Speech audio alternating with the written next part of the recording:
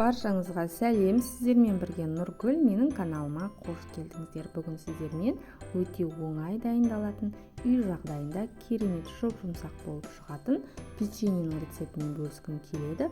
Ол үшін видеоны соңына дейін қарап жасап көрсеңіздер болады. Ең әуелі таза ыдысымызға 2 жұмыртқамызды салып, үстінен қантымызды салып, жақсылап қанты ерігенше, бір келкі болғанша венчиктің көмегімен араластырып аламыз.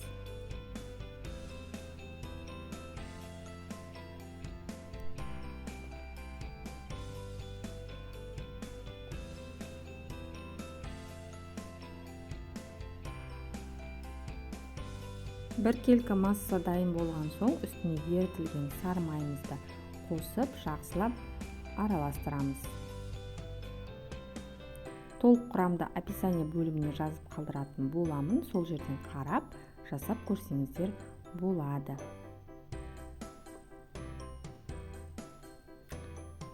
Бір келкі масса болған соң, үстінен алдын ала електен өткізіп, дайындап қойған ұнымызды салып, 1 шай қасық қопсытқышты қосып, қамыр илейтін боламыз. Қамырымыз жұмсақ, қолға жабыспайтындай болып шығады. Достар, міндетті түрде осы рецептпен жасап көріңіздер, сіздерге ұнайтыны сөзсіз. Егер менің каналыма тіркелмеген болсаңыздар, тіркеліп, қоңырауша белгісін басып қоюды да ұмытпаңыздар. Міне біздің қамырымыз дайын болды. Енді оған алдын ала турап дайындап қойған грек жаңғағын қосып араластырып аламын.